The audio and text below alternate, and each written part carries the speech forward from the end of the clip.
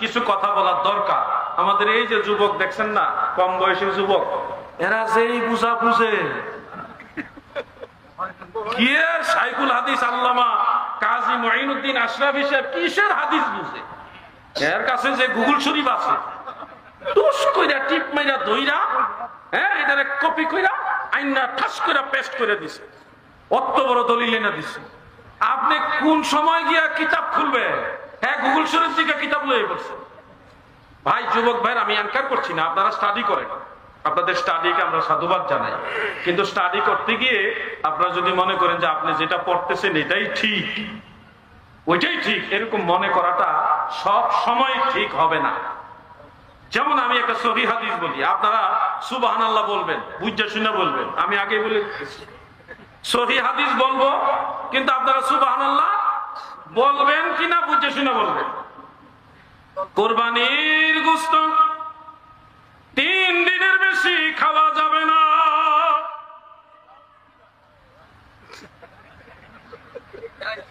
কেউ দিয়ে সুবহানাল্লাহ কয় না, এটা তো সহিহ হাদিস, কেউ কইলেন না।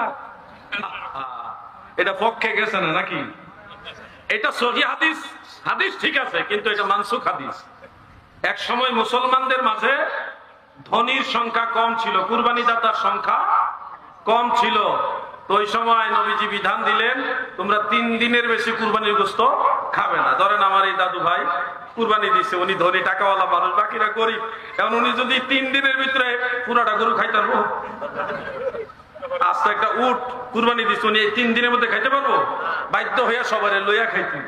আল্লাহর হাবিব রাসূল করিম সাল্লাল্লাহু আলাইহি সাল্লাম ওই 3 দিন বাইন্ডিং করলেন যে তুমিও খাও, সবারে লইয়া খাও, যেন 3 দিনের মধ্যে সবাই পায়, সবাই পায়, গরিবরাও যেন ভাগ পায়। যখন উম্মতের মাঝে ধনীদের সংখ্যা বাড়ছে, কুরবানির দাতার সংখ্যা বাড়ছে, তখন নবীজি বলছে এখন থেকে তোমরা যতদিন পারো কুরবানির গোশত রেখে খেতে পারো। কিন্তু আবার নবীজি বলছে তোমরা 3 ভাগ করে দিবা, 1 ভাগ তোমার নিজের, আর 1 ভাগ নিজের আত্মীয় স্বজনের, আত্মীয় স্বজন মধ্যে যারা গরিব তাদের, আর 1 ভাগ হলো যারা ফকির মিসকিন তাদের। শুনেন, আপনাদেরকে অনুরোধ করি, সামনে কুরবানি আসতেছে, কুরবানি যারা দিবেন আল্লাহর ওয়াস্তে কথাটা মনোযোগ দিয়ে শুনেন। কুরবানির গোশত গরিবদেরকে দেওয়ার আগে আপনার আত্মীয় স্বজন এবং প্রতিবেশী যারা যারা কুরবানি দিতে পারে নাই, কিংবা গত বছর দিছে এইবার দিতে পারে নাই, সবার আগে এই মানুষগুলিকে কুরবানির গোশত দিবেন।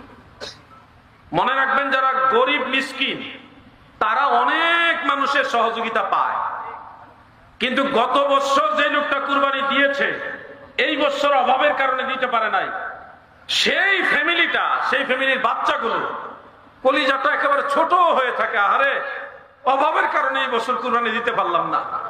ছোট ছোট বাচ্চাগুলি বলে, আব্বু আমরা কি আবার বড় গরু কুরবানি দিব না? তখন বাবার কলিজাটা কাঁপা উঠে। এই ধরনের ফ্যামিলি আপনাদের আশেপাশে আছে কিনা বলেন? সবাই বলেন আছে? তাহলে আল্লাহর ওয়াস্তে গরিবদেরকে পরে দেন, আগে প্রতিবেশীদের মধ্যে যারা অসহায় এই বছর কুরবানি দিতে পারে না তাদেরকে আগে দিবেন। ওনাদেরকে দেওয়া শেষ হলে গরিবদেরকে, বহু মানুষে দেয়, গরিবদেরকে আপনারা দিবেন। আমার এই কথাটা কি বুঝতে পারছেন? কথাটা কি বুঝতে পারছেন? এই কথাটা মানবেন, এটা সুন্নত তরিকা। দয়াল নবীজি 3টা ভাগ করার কথা বলেছেন, এটা সহিহ হাদিসের মধ্যে আছে।